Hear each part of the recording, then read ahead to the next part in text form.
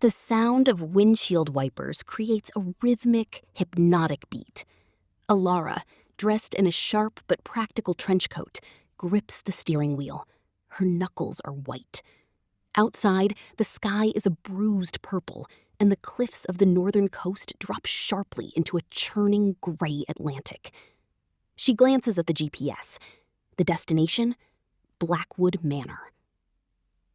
My father used to say that buildings have heartbeats. If you listen close enough, they'll tell you exactly where they're hurting. I've spent 7 years fixing broken hearts of stone and timber, but I never expected this one to call me back. She turns the car onto a narrow gravel driveway choked with overgrown weeds. At the end of the path sits the house, a massive Victorian Gothic structure made of dark stone and floor-to-ceiling glass. It looks like a lantern sitting on the edge of the world. Elara steps out of the car. The wind whips her hair across her face. She looks up at the towering glass windows. High up, in the third-story library, a silhouette moves. A woman. The silhouette lingers for a heartbeat, then vanishes.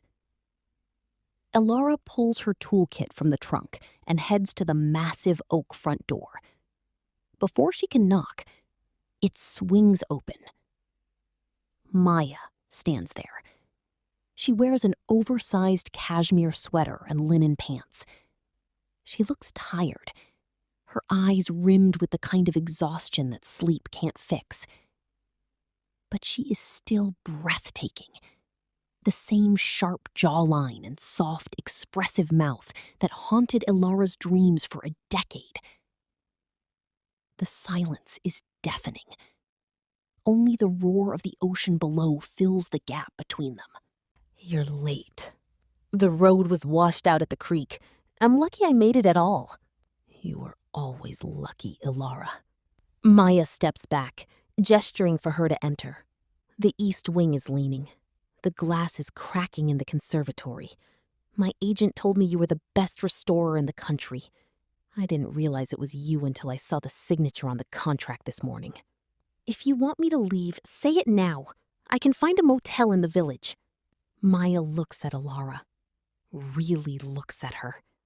For a second, the icy mask slips, and Alara sees a flicker of the girl who used to kiss her in the back of university lecture halls. The storm is coming in. You won't make it to the village.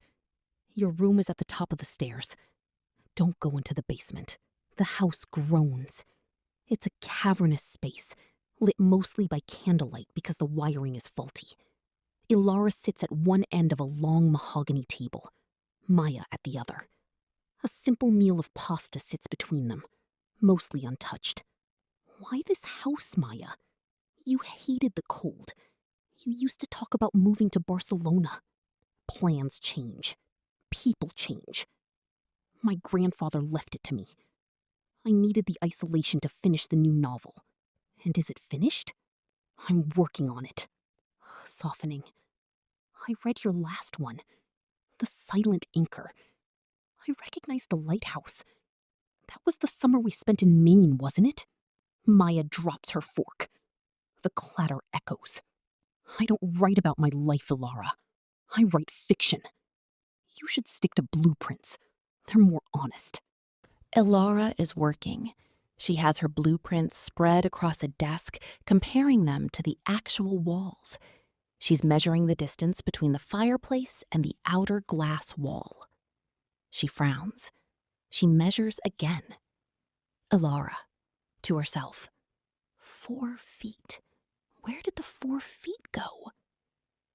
According to the 1890 blueprints, there should be a narrow corridor leading to a storage room behind the library. But here, there was only a solid stone wall adorned with Maya's bookshelves. She runs her hand along the wood. It's cold. Too cold. There's a draft coming from behind the books. Alara is walking back to her room when she hears it, a faint melodic sound, a piano. She follows the sound to a small music room. Maya is sitting at a dusty grand piano. She isn't playing a song. She's just hitting two notes over and over, a low B flat and a high F. Alara stands in the doorway. That piano is out of tune. Maya doesn't turn around. Everything in this house is out of tune. I found something today, in the library. The measurements don't add up. There's a hollow space behind the north wall. Maya stops playing. The silence is heavy. This is an old house, Alara. It's full of dead space. Let it be. I can't. If that space is collecting moisture, it'll rot the foundation. I have to open it.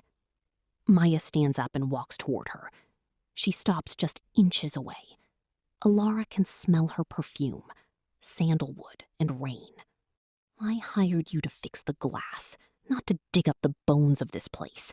Stay out of the walls. Elara is restless. The storm has arrived, and rain lashes against the glass like gravel.